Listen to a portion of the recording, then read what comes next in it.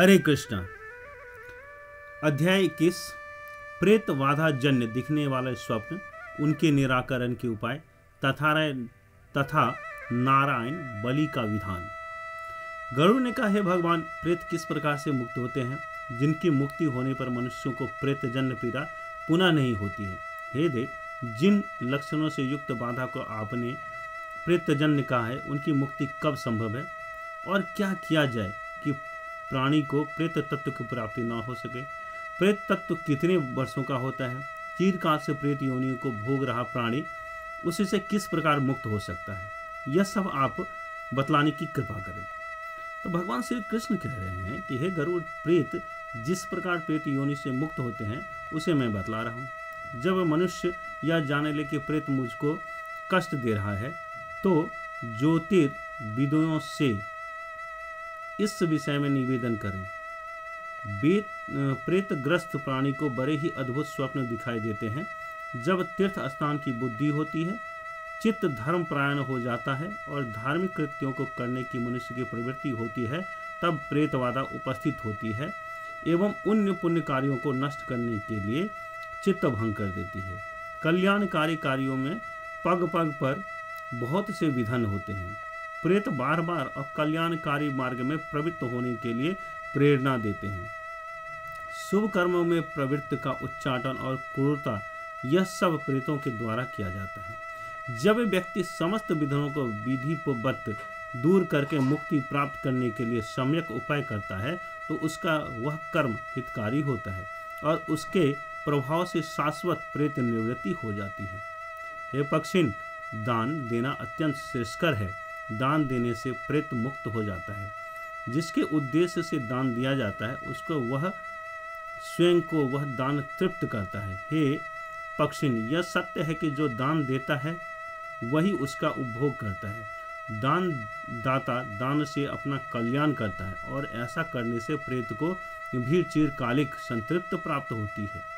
संतृप्त हुए वे प्रेत सदैव अपने बंधु बांधवों का कल्याण चाहते हैं। यदि विजातीय दुष्ट प्रेत उसके वंश को पीड़ित करते हैं, तो संतृप्त हुए स्वगोत्री प्रेत अनुग्रह पूर्वक उन्हें रोक देते हैं।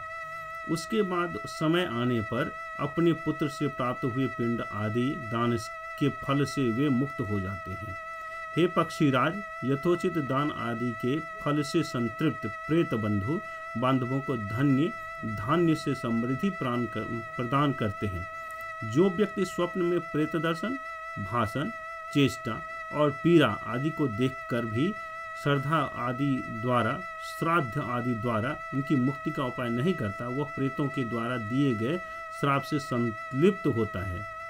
ऐसा व्यक्ति जन्म जन्मांतर तक निसंतान, पशुहीन, दारिद्र, रोगी, जीविका के साधन से रहित और निम्न कोल में उत्पन्न होता है, ऐसा वे प्रेत कहते हैं।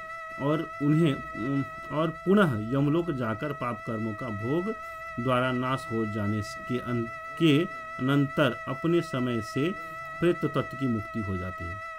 गरुड़ ने कहा, हे देवस्य, यदि आप प्रेत का नाम और गोत्र न ज्ञात हो सके तो उसके विषय में विश्वास न हो रहा हो। कुछ ज्योतिषी पीड़ा को प्रेतजन्य कहते हैं। कभी भी मनुष्य प्रेत स्वप्न में न दिखाई दे, उसकी कोई चेष्टा न होती है, तो उस समय मनुष्य को क्या करना चाहिए, उस उपाय को मुझे बताएं। भगवान ने कहा, हे खगराज, पृथ्वी के देवता ब्राह्मण जो कुछ भी कहते हैं, उस वचन को हृदय से सत्य समझकर भक्ति भाव से प्रति भक्ति निष्ठा हो पुरस्चरण पूर्वक नारायण बलि करके जप, होम तथा दान से देह शोधन करना चाहिए। उससे समस्त यदि वह प्राणी भूत, प्रेत, पिशाच अथवा अन्य किसी से पीड़ित होता है, तो उसको अपने पितरों के लिए नारायण बलि करनी चाहिए। ऐसा कर वह सभी प्रकार की पीड़ाओं से मुक्त हो जाता है। यह मेरा वचन सत्य है। अतः सभी प्रतिनिधियों से प्रति भक्ति परायण होना चाहिए। 9वें या 10वें वर्ष अपने पितरों के निमित्त प्राणी को 10,000 गायत्री मंत्रों का जप करके दशांश होम करना चाहिए। नारायण बलि करके वितो सर्ग आदि क्रियाएं करनी चाहिए। ऐसा करने से मनुष्य सभी प्रकार के उपद्रवों से रहित हो जाता है, समस्त सुखों का उपभोग करता है तथा उत्तम लोक को प्राप्त करता है और उसे जाति प्राधान्य प्राप्त होता है। इस संसार में माता पिता के समान श्रेष्ठ अन्य कोई देवता नहीं है। अतः सदैव सम्यक प्रकार से अपने माता पिता की पूजा करनी चाहिए। हितकर बातों का उपदेष्टा होने से पिता प्रत्यक्ष देवता है। संसार में जो अन्य देवता हैं वह शरीरधारी नहीं हैं। पिता माता समम लोके नास्त्यत्य अन्य देवतम परम तस्माद् सर्व प्रत्यनेन पूज्येत पित्रो सदा हिता नाम उपदेष्टा ही प्रत्यक्षं देवंग पिता अन्या या देवलोके न देह प्रभो ही ताह। प्राणियों का शरीर ही स्वर्ग एवं मोक्ष का एकमात्र साधन है। ऐसा शरीर जिसके द्वारा प्राप्त हुआ है उससे बढ़कर पूज्य कौन है? हे पक्षिन, ऐसा विचार करके मनुष्य जो जो दान देता है उसका उपभोग वह स्वयं करता है। ऐसा वेद विदित विधानों का कथन है। पुण्य नाम को जो नरक है उससे पिता की रक्षा पुत्र करता है, उसी कारण से इस लोक और परलोक में उसे पुत्र कहा जाता है। हे खगराज, किसी के माता पिता की अकाल मृत्यु हो जाए तो उसे व्रत, तीर्थ, वैवाहिक, मंगलिक कार्य सवंसर प्रयत्न नहीं करना चाहिए। जो मनुष्य प्रेत लक्षण बताने वाले इस स्वप्नाध्याय का अध्ययन अथवा श्रवण करता है वह प्रेत का एक चिन्ह नहीं देखता है। हरे कृष्ण।